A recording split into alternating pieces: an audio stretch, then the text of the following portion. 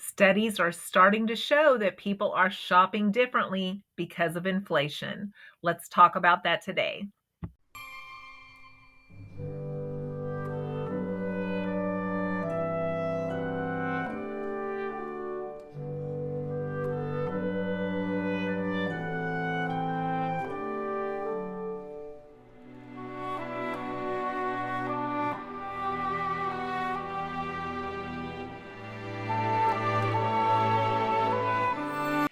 Hello, I'm Bonita and I am from Pennies to Dollars. Welcome if you are new here. I am so glad to have you here.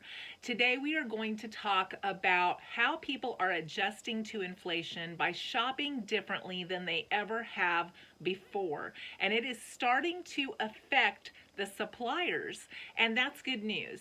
So I'm going to link the article in the description box below so you can see what I am referring to. But there were a couple of different things that I looked at to create this video. And out of these two things that I'm going to link below, they talk about how the average person is spending less on groceries than they ever have before, even though there is inflation higher than it's been since the pandemic. It has continued to rise since then. There are talks of price gouging, no supervision in what is happening with the prices as they are rising, and are they really necessary? Well, consumers are starting to fight back on this, and they have changed their shopping habits. And some of the things that they have had to do to change their shopping habits are they've had to go to less meat. They've had to go to store brands. They've had to change from buying so many convenience items and gourmet foods and prepackaged foods. They've started shopping at more discount stores like Aldi. Some people have even gone to 2 meals a day, maybe with a snack, or cut out snacks altogether with their 3-meal plan. But there's also the problem of people have started going to lower quality foods, like more lunch meats, more hot dogs, things that are prepackaged that are cheaper where they can still have some of those items, but yet not pay the price that like hamburger or chicken is. They've gone to more pastas. They've started leaving the meat out of the sauce or cutting way back on the meat in the sauces. They've gone to more beans, more rice, more of those bulk foods like oatmeal that they can bulk up a meal and have less cost at the checkout, but still get full. I know when we owned a grocery store, we were at their mercy. The chip people would come in and they would pre-print the prices on the chip bags. And when they did that, they would raise our prices on our invoice. Because we were a small store, we didn't get all of the specials that you see in some of the big box stores.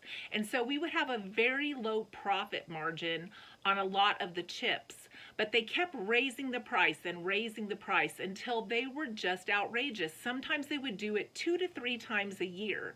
And when we would question the supplier on that, he would just say, that's what they've decided to do. It's all going to be like that.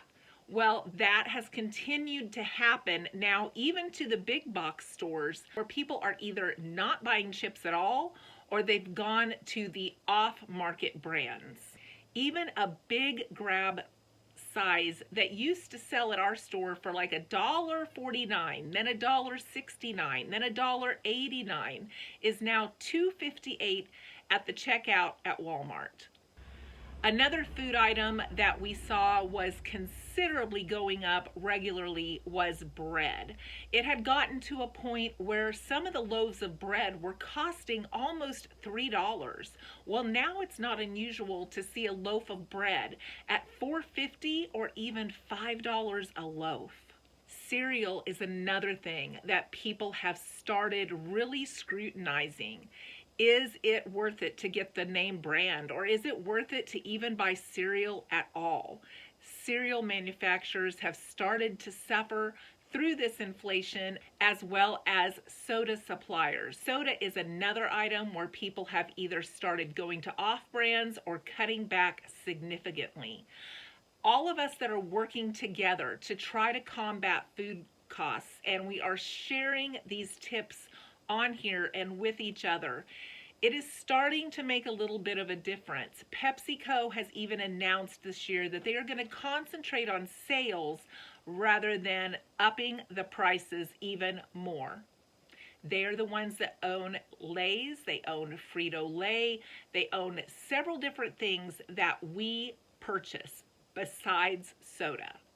A lot of people have even gone to adding lentils to their taco meat and adding lentils to their meatloaf to make it stretch. People are getting wiser through this whole inflation thing because our energy costs have gone up, our housing costs have gone up, our fuel costs have gone up, and yet the food has also gone up. But those other things, we can't flex those amounts very well. So we have to be able to flex our food and find more creative ways to make that dollar stretch in the kitchen and in our homes. The trend is showing that consumers are no longer willing to pay the higher prices and that they are finding ways to work around it. Look at how many of us used to pick up maybe a box of chicken broth, and now we just don't do that anymore. We make all of our own at home. So over time, we are starting to really downsize their sales in the things that we're learning to do for ourselves to become more self-sufficient. Someone said in a recent video that they picked up a box of that chicken broth for their parents, and it was about $3. Well, I can buy an entire chicken on sale for about $6 and come up with probably 6 cups of broth. And like my husband says, that essentially makes our chicken free because of how much broth we are able to make ourselves from that purchase. Consumers are spending more cautiously. We know that we need to have savings, that we need to have backup, that we need to have ways that we can provide for our families. And so we are getting wiser when it comes to shopping in the grocery store. I have absolutely loved you guys commenting and giving me ideas. You guys have inspired me to try some new things, and I do that to try to make our food stretch here at home as well. As you know, I am early retired. I am pinching pennies, and I'm doing that because I have other places I'd rather spend my money. So just doing little things like cooking some dry red beans and then mixing those in my green beans, that makes a more substantial side dish, and it also makes my money stretch. Green beans are not that expensive overall, but dried beans are way cheaper, and they sell green beans and shell beans in a can in the grocery store. So why not just make it myself? These are all things that I continue to think of and add to our menus to save money in little ways. And they make a huge difference in the end because I can make this last so much longer. Now I can make my cans of green beans last longer by just adding in those dried beans. I used to love to buy a can of green beans and shell beans once in a while. When the kids grew up, that was something we would buy off and on because it gave us a little bit of a twist to our green beans, and I really, really liked it. Well, why not just make it at home?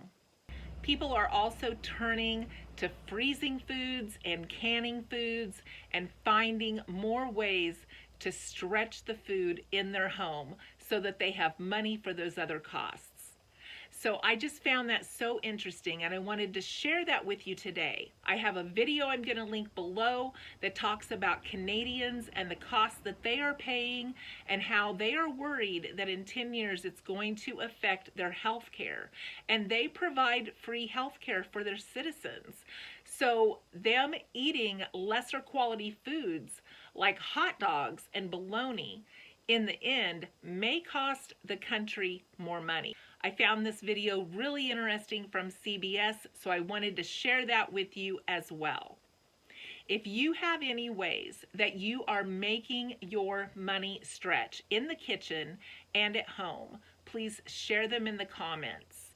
I hope you have all enjoyed this video today. Let me know your thoughts in the comments. I hope to see you in the next video.